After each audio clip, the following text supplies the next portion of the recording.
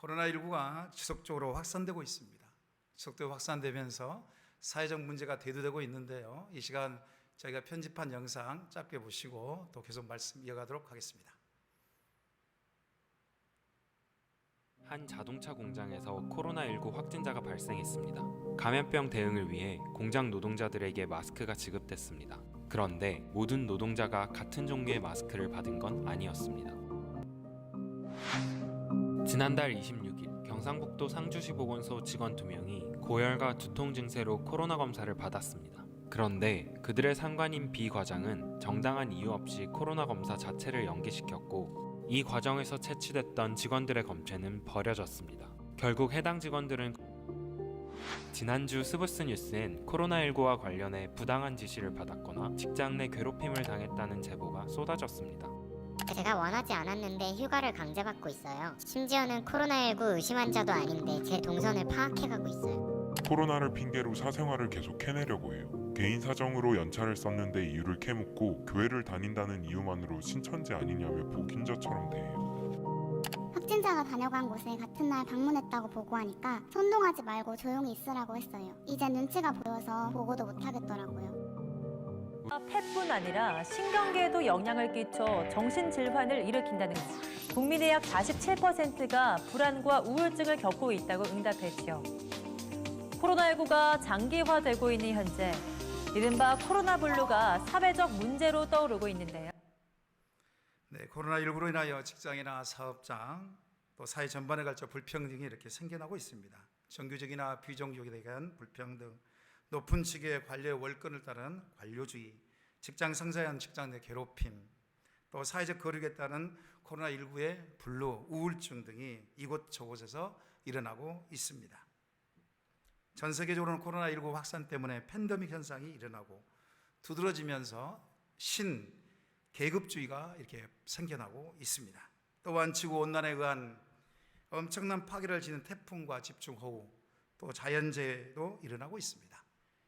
이러한 사회 문제, 기후 문제, 질병 문제, 어느 하나도 안심하고 살기란 쉽지가 않습니다. 이런 상황 속에 교회는 어떻습니까? 코로나19의 확산의 주범인 양 세상으로부터 점점 외면을 당하고 있습니다. 각 교회마다 집합 금지 명령에 따라 온라인 예배로 전환되면서 성도님들은 예배 가운데 집중하는 경우보다 집중하지 못하는 경우도 있습니다. 마치 영적인 성장이 멈춘 듯 개인의 영적인 위기가 찾아왔습니다. 영적으로 게으르고 나태한 것이 현실입니다. 이러한 영적 위기 때에 믿는 성도들은 무엇에 집중해야 할까요? 그것은 기도에 집중해야만 합니다. 기도만이 이 영적 위기를 극복할 수가 있습니다. 기도는 하나님의 능력을 끌어오는 중요한 통로입니다. 기도는 그리스도인들의 호흡과 같은 아주 중요한 영적 도구입니다. 우리는 잘 알고 있습니다. 기도를 통해 교회는 태동되었으며 성령님께서는 강림하셨습니다. 우리가 본질로 다시 돌아가 회복해야 할 것이 있다면 바로 기도인 것입니다. 오늘 본문은 예수님께서 제자들에게 항상 기도하고 낙심하지 말아야 할 것을 비유를 들어 말씀하십니다. 과부와 재판장의 비유 들어 말씀하십니다. 이 본문은 공간복음에서 누가복음만 기록되어 있습니다. 마치 종말의 때에 환난이나 핍박이 있을 터인데 성도가 어떤 삶을 살아야 하는지를 말씀하고 있는 것이죠. 예수님께서 사용하셨던 비유, 제자들에게 추상적인 진리를 알아듣기 쉽게 이해시키기 위해서 사물이나 일상적인 일어난 일들을 사용하셔서 말씀하십니다. 영적 위기 때에 오늘 주시는 말씀을 통해서 아주 중요하면서도 꼭 해야만 하는 기도, 어떻게 해야 하는지 세 가지로 은혜를 나누겠습니다. 첫 번째로 기도는 하나님 앞에 끈질기게 해야 합니다. 우리 본문 말씀 3절 말씀인데요. 다 같이 읽도록 하겠습니다. 그 도시에 한 과부가 있어 자주 그에게 가서 내 원수에 대한 나의 원한을 풀어주소서 하되, 한 도시에 힘없고 무력한 존재인 과부가 있었습니다. 이 과부는 억울한 일을 당했습니다. 도움을 받고자 재판장에 찾아가서 내 원수에 대한 원한을 풀어달라고 호소합니다. 하지만 재판장은 끔찍도 하지 않습니다. 과부는 원수에 대한 원한을 꼭 풀어야만 절박한 상황이었지만 재판장은 끔찍도 하지 않습니다. 이 과부는 재판장에게 자기 원한을 풀릴 때까지 자주 그에게 가서 지속적으로 찾아갑니다. 이 과부는 자기의 억울함과 무력함을 오직 재판장만이 풀 수 있다고 매일 믿고 찾아가는 것입니다. 당시 과부는 이스라엘이 오랜 외세 침략과 전쟁의 후유증으로 과부와 고아들이 많이 생겨났습니다. 그들은 사회적 약자입니다. 하나님의 궁일과 자비의 대상이었습니다. 성경은 과부와 고아를 하나님께서 잘 보살피고 선대하라고 가르치고 있습니다. 재판장은 로마 제국이 각 지역에 파견한 관리를 말합니다. 재판장은 치안 및 질서 유지를 위해서 파견되었습니다. 그들은 주로 뇌물을 좋아합니다. 약자들을 억압하고 압제하였습니다. 이 재판장은 2절 말씀 보시게 되면 하나님을 두려워하지 않고 사람을 무시하는 불의한 재판장으로 예수님께서 말씀하십니다. 자기의 권력을 내세워 부정부패를 일삼는 이방인의 관리였습니다. 불의한 재판장은 자기의 도움의 죄는 되지 않는 약자들을 도울 생각은 티끌만큼도 없습니다. 자기 권세만 믿고 약자에 대하여 안하무인격으로 대했습니다. 억울한 자의 호소를 묵살하면서도 양심의 가책을 조금도 느끼지 않았던 것입니다. 본문 5절 말씀인데요, 다 같이 읽습니다. 같이 읽습니다. 이 과부가 나를 번거롭게 하니 내가 그 원한을 풀어주리라. 그렇지 않으면 늘 와서 나를 괴롭게 하리라 하였느니라. 불의한 재판장은 돈 없는 과부에게 관심이 없다고 말씀드렸습니다. 오직 자기의 사익 사역에만 관심이 있기 때문에 손해가 되면 관심조차도 두지 않습니다. 하지만 과부는 재판장을 끊임없이 찾아갑니다. 귀찮을 정도로 찾아갔습니다. 꿈속에까지 나타날 정도로 찾아간 것입니다. 한마디로 목숨을 건 것이죠. 재판장은 만일 그 억울함을 풀어주지 않으면 죽을 때까지 찾아와서 나를 괴롭게 하겠구나, 이런 생각을 들었습니다. 재판장은 얼마 동안 듣지 않다가 결국에 어쩔 수 없이 과부의 원한을 풀어주려 작정합니다. 과부는 개인적인 원한을 풀기 위하여 끈질기게 재판장에 찾아갔던 것입니다. 기도도 마찬가지입니다. 좋으신 하나님께서는 자기 백성들에게 있어서 있어야 할 것을 미리 하시고 채우시고 공급해 주십니다. 하지만 곤고한 때에, 앞이 캄캄할 때에 자주 항상 번거롭게 늘 와서 끈질기게 찾아가서 기도하는 것입니다. 그래서 기도는 끈질기게 해야 하는 것입니다. 그래야 영혼도 살고 육체도 삽니다. 물론 예배 시간에 공적인 기도 짧을수록 좋다고 합니다. 개인 기도도 때론 짧아야 합니다. 즉흥적인 기도도 마찬가지입니다. 하지만 하나님과 긴 기도의 시간, 넓고 깊은 기도의 시간은 하나님의 놀라운 능력을, 놀라운 은혜를 경험하게 합니다. 족장시대 야곱 보십시오. 인생의 중대한 문제에 부딪혔습니다.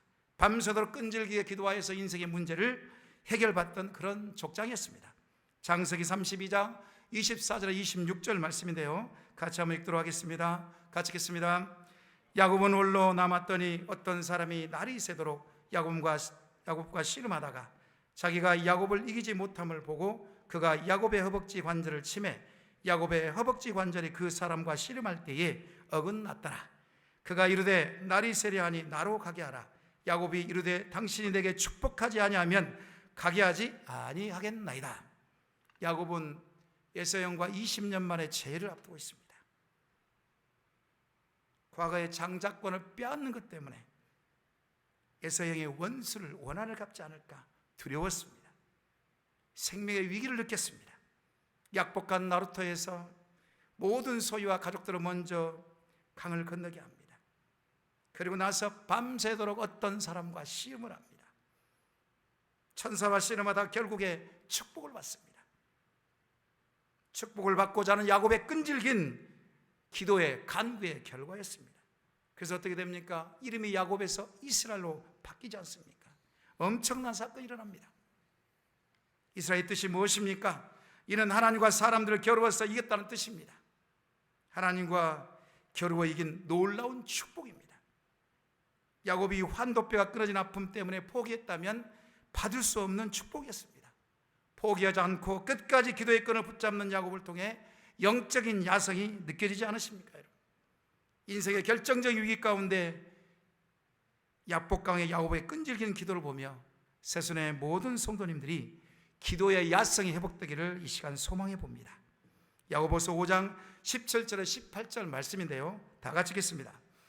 엘리야는 우리와 성적이 같은 사람이로되 그가 비가 오지 않기를 간절히 기도한즉 3년 6개월 동안에 땅에 비가 오지 아니하고 다시 기도하니 하늘이 비를 주고 땅이 열매를 맺었느니라. 북이스라엘 아방 시대 때에 영적으로 매우 호탁한 시대였습니다. 이때 강력한 엘리야 선지자는 비가 오지 않기를 간절히 하나님께 기도했습니다. 3년 6개월 동안 비가 오지 않았습니다. 가뭄이 든 것이죠. 다시 간절히 기도했더니 하늘에서 비가 내리고 땅이 열매를 맺었습니다. 갈멜산 위치, 우리 사진 한번 보도록 하겠습니다. 제가 작년에 성지순례 갈 때 갈멜산 정상에서 사진을 찍은 것입니다. 제 얼굴 사진한 것은 찍었다는 사실을 말씀드리기 위해서. 저 사진을 보게 되면 저희 갈멜산 정상입니다. 이쪽에 왼쪽 쪽으로 보시게 되면 여러분은 오른쪽이죠. 그 이스라엘의 평야입니다. 그리고 먼 하늘 쪽, 하늘과 그 산이 맞닿는 쪽이 바로 지중해 대해입니다. 이곳을 향하여 엘리야는 두 무릎 사이에 얼굴을 묻고 기도하기 시작합니다. 그러면서 자기 사원에게 가서 무슨 징조가 있는지 보고하라 그럽니다. 한 번을 갔다 왔습니다. 어떠한 징조가 없습니다. 7번까지 갔다 오라 합니다. 7번째에 7은 성경에서 완전수라가죠. 기적의 불씨가 일어난 것입니다. 지중해 대해를 보니까 손바닥만한 구름이 보이는 것입니다. 그러고 나서 어떻게 됩니까? 이 구름이 생겨서 비가 내리는 하나님의 역사가 일어났습니다. 이처럼 끈질긴 기도와 간절한 기도에는 하나님의 놀라운 역사가 있습니다. 지금도 하나님께서는 끈질기게 간절하게 기도하는 사람을 통해서 일하십니다. 기도의 사람을 통하여 하나님께서는 위대한 일을 계속적으로 이어가시는 것입니다. 포로 시대를 보십시오. 하만 장군의 계략에 유대인들이 멸절 위기 속에 기도의 사람 에스더를 사용해서 구원하셨습니다. 미국의 남북전쟁 때 노예 해방의 기도의 사람 에이브라임 링컨을 사용해서 그들을 노예를 해방을 시키셨습니다. 1907년에 평양 대부흥운동 때에 기도의 사람 길선주 장로를 통하여 그의 회개로부터 부흥의 불길이 타올랐습니다.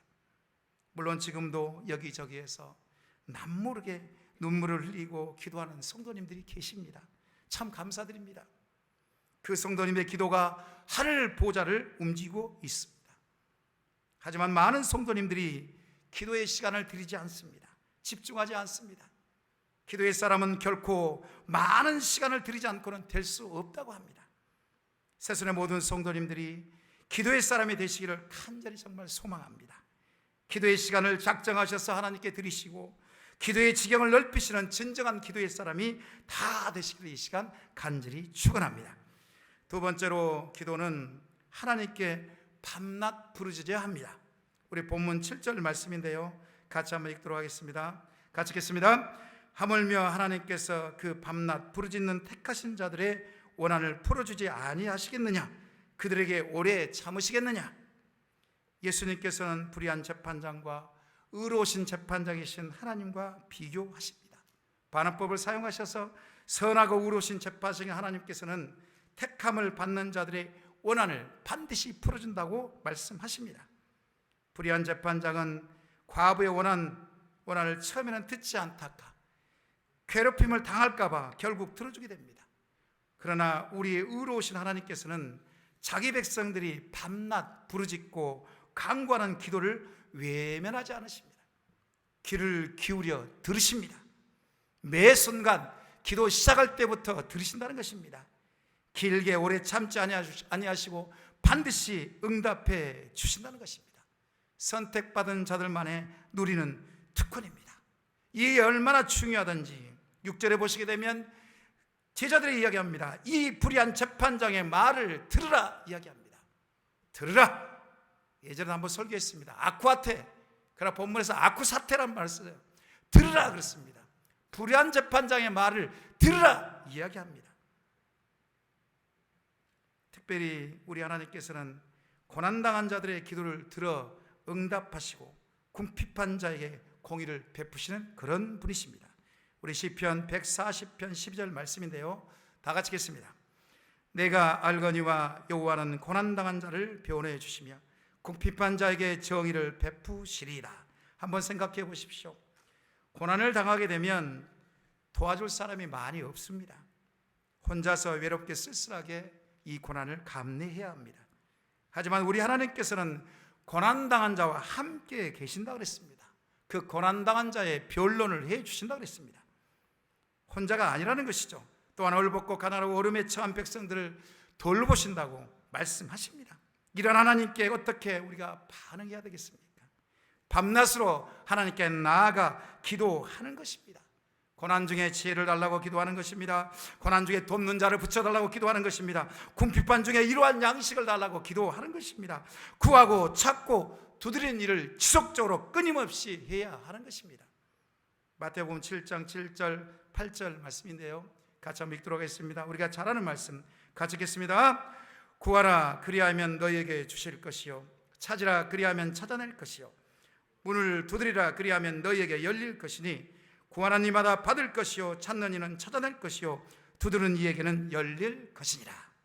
가장 영적으로 어려운 시기에는 성령 충만함을 받아야 합니다. 그래야 승리합니다. 우리가 이것도 잘 알고 있습니다. 성령 충만 절대로 그냥 주어지지 않습니다. 구하고 찾고 두드리는 자에게 주어집니다. 성령 충만하면 좌절하고 낙심하지 않습니다. 성령 충만하면 지혜와 분별력이 있어서 문제를 해결할 능력이 생깁니다. 성령 충만하면 주님의 은혜가 임하게 되어 있습니다. 그래서 성령 충만은 간절히 사모하고 구하고 찾고 두드리는 자에게 임하게 되는 것입니다. 구차투, 머리끝자만 따서 구차투의 은혜, 저는 이렇게 이야기합니다. 구하라 찾으라 두드리라. 이 구차투의 은혜가 우리 성도님에게 임하기를 정말 소망합니다. 욕망총량의 법칙이라는 말이 있습니다. 경북대 김두식 교수님이 쓴 용어입니다. 책에는 좀 더 리얼하게 표현이 되어 있습니다. 욕망총량은 빨리 소진될수록 좋습니다. 그래야 욕망이 그 삶을 지배하지 않기 때문에 그렇습니다. 특히 사춘기, 청춘기 이 시기에는 이 욕망이 빨리 발산돼야 됩니다. 그래야 제자리로 걸어갈 수 있다고 합니다. 반면에 지혜에도 지혜 총량의 법칙이 있다고 합니다. 지혜가 소진이 되게 되면 다른 사람을 힘들게 하고 어렵게 만든다고 합니다. 이 지혜는 어떻게 옵니까? 여호와 하나님으로부터 채워지는 것입니다. 이 지혜는 성령 충만한 가운데 주어지는 것입니다. 우리가 밤낮 부르짖을 이유가 바로 여기에 있습니다. 사회적, 경제적, 개인적으로 닥쳐온 위기, 코로나 위기입니다. 이것을 극복하기 위해서는 지혜를 달라고 밤낮 부르짖고 기도해야 하는 것입니다. 느헤미야 1장 6절에 7절 말씀인데요, 우리 다 같이 읽도록 하겠습니다. 이제 종이 주의 종들인 이스라엘 자손을 위하여 주야로 기도하오며 우리 이스라엘 자손이 주께 범죄한 죄들을 자복하오니 주는 귀를 기울이시며 눈을 여시사 종의 기도를 들으시옵소서. 나와 내 아버지의 집이 범죄하여 주를 향하여 크게 악을 행하여 주께서 주의 종 모세에게 명령하신 계명과 율례와 규례를 지키지 아니하였나이다. 포르게 느헤미야 술 맡은 관원장이 되죠. 어느 날 예루살렘 성벽이 무너지고 성문이 불에 탔다는 소식을 듣습니다. 가장 견고해야 할 예루살렘 성이 황폐화되고 성문이 탔다는 것입니다. 이 소식을 들은 느헤미야 수일을 금식합니다. 주야로 하나님께 부르짖습니다. 자신뿐만 아니라 민족들의 죄악을 낱낱이 고하고 회개합니다. 그리고 난 후에 하나님께 종들의 기도를 들으시고 길을 열어달라고, 형통케 해달라고, 지혜를 달라고 이 느헤미야는 간구합니다. 하나님께서 어떻게 역사하십니까? 하나님께서는 간구하는 느헤미야에게 리더십을 허락하십니다. 그러나 52일 만에 성벽을 재건한 은혜를 경험하게 하십니다. 오늘날 교회 세속화로 부패하고 타락되었습니다. 또 코로나19 때문에 세상 사람들부터 손가락질을 당하고 있습니다. 세상 사람들에게 교회를 다닌 것 자체가 혐오스럽고 영향력을 잃어버린 이때입니다. 성도로서 자신을 돌아보고 회개해야 합니다. 세상 사람들로부터 밀려오는 개혁의 목소리에 우리는 귀를 기울여 들어야 합니다. 어디서부터 잘못되었는지 원인을 찾아내야 합니다. 저는 개인적으로 그 원인은 밤낮으로 부르짖고 기도하지 않는 데서 온 것이라고 저는 생각합니다. 교회에서나 삶의 현장에서 우리가 밤낮으로 하나님 앞에 기도하기 시작하면 반드시 하나님께서는 삶의 방향과 길을 제시하십니다. 제시한 그 방향과 길 순종만 하면 되는 것이죠. 말은 쉽죠 할지 모릅니다. 하지만 우리는 이렇게 해야만 합니다. 그래야 삽니다. 자기 속에는 옳은 대로 삶을 살아가는 결과가 우리의 현재의 신앙의 모습 아니겠습니까? 마태복음 26장 40절에서 41절 말씀입니다. 우리 다 같이 한번 읽도록 하겠습니다. 제자들에게 오사 그 자는 것을 보시고 베드로에게 말씀하시되 너희가 나와 함께 한 시간도 이렇게 깨어있을 수 없더냐? 시험에 들지 않게 깨어 기도하라. 마음에는 원이로되 육신이 약하도다 하시고, 예수님께서는 십자가 사건을 앞두고 고민하고 슬퍼하셨습니다. 중대한 십자가 사건 앞에 밤늦도록 기도하십니다. 성부 하나님의 뜻을 구하셨습니다. 나의 원대로가 아닌 아버지의 원대로 되게 해달라고 땀이 핏방울 되도록 기도하셨습니다. 예수께서는 온 힘을 다해 기도하시는 동안 함께 동행했던 세 명의 제자들, 육신의 피곤함 때문에 졸고 있습니다. 이에 예수님께서는 기도하시고 오셔서 너희가 나와 함께 한 시간도 깨어있을 수 없다냐 책망하십니다. 시험에 들지 않게 깨어 기도하라 명령하십니다. 이 음성이 세순의 모든 성도님들의 심령에 새겨지시기를 이 시간 간절히 소망합니다. 인생은 어리석게도 죽음의 문제에 부딪힐 때에, 부대의 위기가 닥쳐서 힘들어할 때에, 소외감과 외로움의 정점을 찍을 때에, 삶의 존재의 이유를 발견하지 못할 때 선택을 합니다. 포기하고 죽음의 길을 갈 것인가? 아니면 살아계신 하나님께 나아갈 것인가? 성도는 문제 해결을 위하여 반드시 하나님께 나아가야 합니다. 하나님께 나아가 매달려야 하는 것입니다. 매달릴 때 하나님께서는 외면하지 않으시고 기도의 응답을 주십니다. 지난 화요일 오후 늦은 시간이었습니다. 오후 시간이었습니다. 한 성도님을 공동회의 때문에 전화실만 계속적으로 하고 있습니다.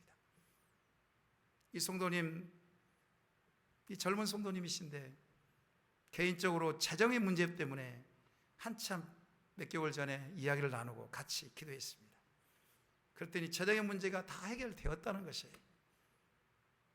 너무나 감사했습니다. 이 성도님은 젊지만 겸손한 분이셨습니다. 작은 일이고 소소한 일입니다. 하지만 계속적으로 들려오는 소리가 암울하고 힘든 때에 정말 기쁨의 작은 소식이었습니다. 우리 하나님께서는 마음이 겸손한 자의 기도를 들으시고 응답해 주십니다. 누가복음 18장 13절 14절 말씀입니다. 본문 뒷구절에 있습니다. 우리 13절 14절 말씀 다 같이 읽도록 하겠습니다. 세리는 멀리 서서 감히 눈을 들어 하늘을 쳐다보지도 못하고 다만 가슴을 치며 이르되 하나님이여 불쌍히 여기소서 나는 죄인으로소이다 하였느니라. 내가 너희에게 이르노니 이에 저 바리새인이 아니고 이 사람이 의롭다 하심을 받고 그의 집으로 내려갔느니라. 무릇 자기를 높이는 자는 낮아지고 자기를 낮추는 자는 높아지리라 하시니라. 세리는 성전에서 하나님의 앞에 나아가 기도합니다. 가슴을 치며 기도합니다. 하나님이여 나를 불쌍히 여겨 주옵소서. 나는 죄인입니다 라고 이렇게 자백합니다. 하지만 다른 편에 있는 바리새인 기도합니다. 세리를 비교하며 기도합니다. 자신은 완벽하게 존귀에서 할 일을 다 했다는 것입니다. 이렇게 하늘 향해 기도하고 있습니다. 예수님께서는 누구의 기도를 칭찬하십니까? 바로 세리의 기도를 칭찬하십니다. 그리고 의롭다 하심을 입었다라고 이야기하십니다. 무릇 자기를 높이는 자는 낮아지고 자기를 낮추는 자는 높아지리라 예수님께서는 말씀하십니다. 기도는 자신을 낮추고 겸손하게 합니다. 교만함을 꺾게 만듭니다. 겸손한 자는 주의 십자가 앞에서 주여 하나님 나를 불쌍히 여겨주소서. 저는 죄인입니다. 이렇게 고백하는 것입니다. 마음이 겸손한 자가 하나님 앞에 부르짖고 간구하고 기도하는 것입니다. 우리 교회는 예배당과 주차장, 엘림 정원까지 공간이 아주 넓습니다. 여러분이 속해 있는 가정과 일터도 기도할 공간이 있을 것입니다. 하지만 공간은 있으되 기도하는 사람은 찾아보기가 힘든 것 같습니다. 물론 코로나19 때문에 모이지 못하게 하니까 물론 쉽지는 않습니다. 하지만 주님과 깊은 교제와 기도를 위하여 시간을 별도로 내어서 기도하면 어떨까요? 지난주 월요일 날 밤이었습니다. 설교 본문을 준비하고 내가 먼저 기도를 해봐야 되겠다. 비전센터에 왔습니다. 밤 9시에 왔습니다. 9시에 와서 주차장을 7바퀴를 돌았습니다. 7바퀴를 돌면서 기도했습니다. 교회를 본당을 임마누엘 있는 본당을 놓고 기도했습니다. 비전센터를 보고 기도했습니다. 하늘을 향하여 기도했습니다. 또 일곡동을 향하여 7바퀴를 돌면서 기도해봤습니다. 너무 좋더라고요. 또 지난 금요일 날 밤에 9시에 우리 한 선교사님과 같이 교회 뒷산 산기도를 갔습니다. 마스크를 쓰고 7바퀴 돌 때도 마스크 썼습니다. 밤에 산기도를 갔는데 가서 또 우리 교회 십자가가 보입니다. 밤에 광주시의 야경이 너무 좋습니다. 몇 년 만에 올라갔습니다. 산에 가서 기도를 하는데 너무 좋은 것입니다. 교회를 놓고 기도하고 광주시를 놓고 기도하고 또 하늘 권세를 잡는 사단마귀의 영적 전쟁하며 또 내 자신이 정말 잘못하고 더러운 죄악들을 회개하며 또 하늘을 향하여 하나님 은혜를 베풀라고 같이 부르짖고 기도하는데 너무 은혜가 됐습니다. 너무 좋았습니다. 만일 우리 교회 모든 공간에 기도 모임이 아닌 모임을 하지 말아야겠습니까? 기도하는 성도님들이 와서 개별적으로 마스크를 쓰고 자신의 문제와 가정, 직장, 사업장, 더 나아가 이 나라의 민족을 위해서 하나님 나라를 위해서 기도한다면 어떤 일이 벌어질까요? 각 가정에서 시간을 구별하여서 하나님께 간절히 기도한다면 어떤 일이 일어날까요? 물론 당장은 아무 일이 일어나지 않습니다. 하지만 개인의 영적인 변화는 일어날 것입니다. 하루고 이틀이고 지나다 보면 엄청난 영적인 변화가 일어날 줄 믿습니다. 물은 100도가 되어야 끊는다고 합니다. 영적인 열이 가지게 되면 가해질수록 영적인 팽창이 일어나게 되어 있습니다. 연력학 제2 법칙에 의하여서 계속적으로 열이 가해지게 되면 폭발이 일어나게 되어 있습니다. 기도의 불길이 여기저기서 일어나고 성령의 불이 축약되기 시작하면 영적인 폭발이 일어나는 것입니다. 강력한 성령의 역사와 하나님의 임재와 평안이 넘치게 되어 있는 것입니다. 예루살렘 교회가 그랬습니다. 이러한 은혜는 다른 이웃과 지역사회에 흘러가게 되어 있습니다. 성령의 역사는 밤낮으로 부르짖고 오로지 기도에 집중할 때 일어나는 것입니다. 성령의 역사의 시작은 기도에 집중하는 한 사람으로부터 시작되는 것입니다. 그러므로 부르짖고 간구하다 보면 그 한 사람이 부르짖고 간구하다 보면 하나님의 은혜가 임하게 되고 그 한 사람으로 해서 그 영향력이 가정에서 다른 사람에게, 다른 성도님에게 흘러가게 되어 있는 것입니다. 우리가 간절히 부르짖고 기도하다 보면 회개가 막 일어납니다. 눈물 콧물 다 뺍니다. 얼굴이 엉망진창입니다. 그러나 이 모습은 세상에서 가장 아름다운 모습입니다. 하나님의 가장 기뻐하는 모습이라는 것입니다. 기도의 불씨가 필요한 이때에 세상의 모든 성도님들이 한국교회 기도의 불씨가 되시기를 간절히 축원합니다. 이제 마지막으로 기도는 예수님께서 재림하실 때까지 믿음으로 해야 합니다. 본문 8절 말씀 다 같이 읽겠습니다. 내가 너에게 이르노니 속히 그 원한을 풀어주시리라. 그러나 인자가 올 때에 세상에서 믿음을 보겠느냐 하시니라. 의로우신 재판의 하나님께서는 택하신 자들이 밤낮 부르짖고 간구하면 속히 응답해 주신다고 말씀하십니다. 하지만 인자가 올 때에, 즉 재림의 때를 말씀하시죠. 재림의 때에 세상에서 이런 믿음을 보겠느냐 반문하십니다. 인자가 올 때까지 세상에서 믿음을 위하여 끈질기게 기도하며 밤낮으로 기도하는 부르짖는 자들이 결론적으로 적다는 것입니다. 사람들의 마음이 풍족한 세상 가운데 살면서 완악하여져서 간구조차 하지 않는다는 것입니다. 문제는 기도하지 않는 데 있지만 더 심각한 문제는 이 믿음을 끝까지 지키는 자가 적다는 것에 있습니다. 예수님께서 분명히 말씀하십니다. 앞장 17장에 보시게 되면 노아의 때를 기억하라 이야기합니다. 자신들은 멸망하는 줄 모르고 시집가고 장가가고 일상적인 생활에만 몰두한다는 것입니다. 노새철을 기억하라 말씀하십니다. 세상에 미련이 있는 자는 마지막 때까지 믿음을 지키기가 어렵다고 우리 주님은 17장에 말씀하십니다. 그러므로 항상 기도하고 낙심하지 말고 기도하라고 우리 주님은 말씀하신 것입니다. 마가복음 7장 27절 28절의 말씀입니다. 우리 다 같이 읽도록 하겠습니다. 같이 읽겠습니다. 예수께서 이르시되 자녀로 먼저 배불리 먹게 할지니 자녀의 떡을 취하여 그들에게 던짐이 마땅하지 아니하리라. 여자가 대답하여 이르되 주여 올소이다마는 상아래 개들도 아이들이 먹던 부스러기를 먹나이다.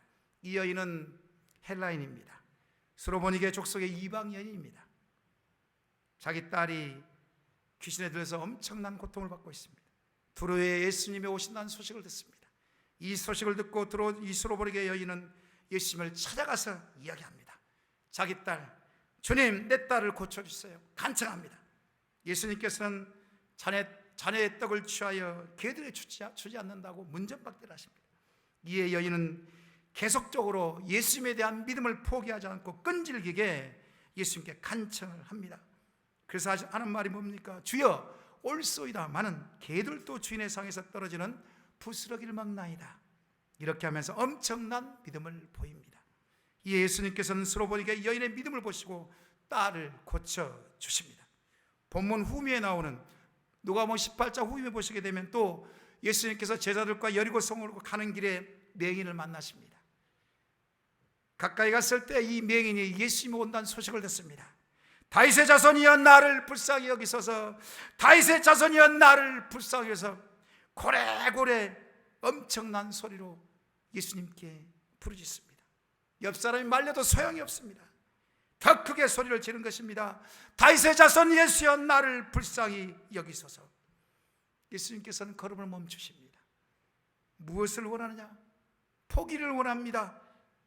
이랬을 때 예수님께서 뭐라고 말씀하십니까? 그러면 보라 이야기를 하십니다. 그럴 때 이 맹인의 눈이 떠지는 기적의 역사가 일어납니다. 이를 지켜봤던 온 백성들이 하나님을 찬양했다고 이렇게 기록하고 있습니다. 요한계시록 2장 25절 26절의 말씀입니다. 다 같이 읽도록 하겠습니다. 다만 너희에게 있는 것을 내가 올 때까지 굳게 잡으라. 이기는 자와 끝까지 내 일을 지키는 그에게 만국을 다스리는 권세를 주리니.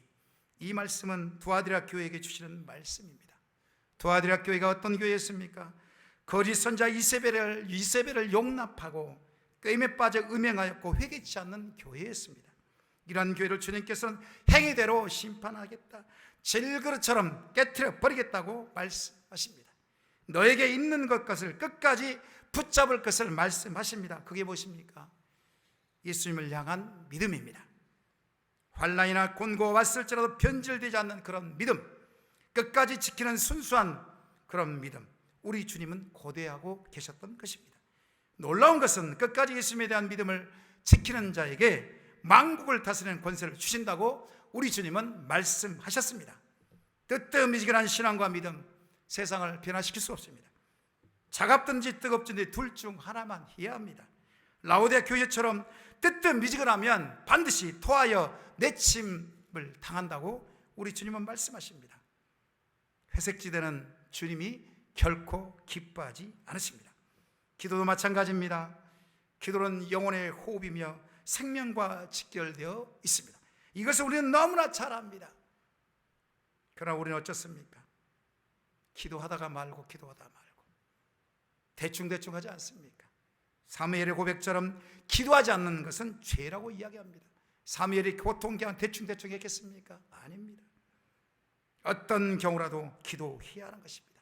모든 상황에 최우선순위를 두어야 하는 것이 바로 기도입니다. 이 시간에 우리 찬양팀이 먼저 찬양을 불렀습니다. 너는 결단하라.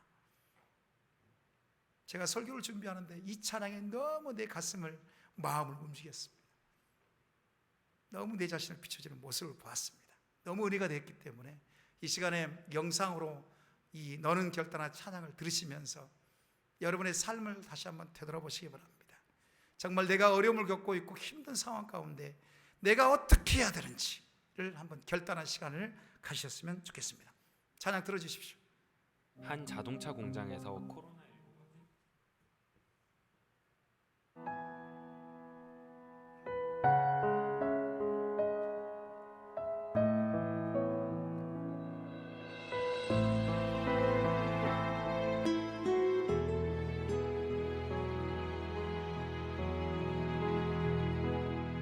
내가 도적처럼 왔을 때 너는 자신할 수 있느냐. 내가 한밤중에 왔을 때 너는 나와 갈 수 있느냐. 말씀에 등불이 내 삶에 꺼져 있지 않느냐. 성령의 기름이 오래전 말라 있지는 않느냐. 너는 결단하라. 주저거나 머뭇거릴 시간은 없다. 너는 그 자리에서 다시 거듭나야 한다. 너는 결단하라. 세상 소리를 갖고 말씀에 불을 켜야 한다. 불을 가진 자만이 그날에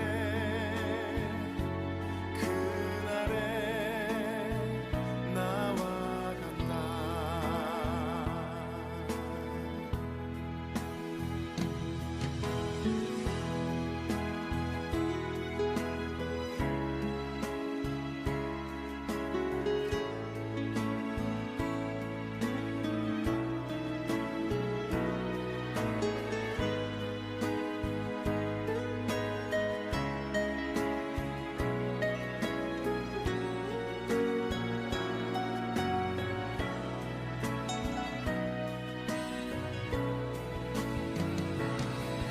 너는 결단하라.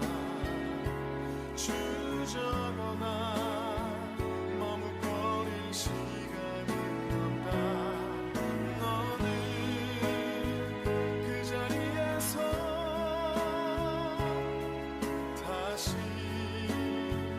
거듭나야 한다. 너는 결단하라. 세상 소리를 갖고 말씀에 불을 켜야 한다. 불을 가진 자만이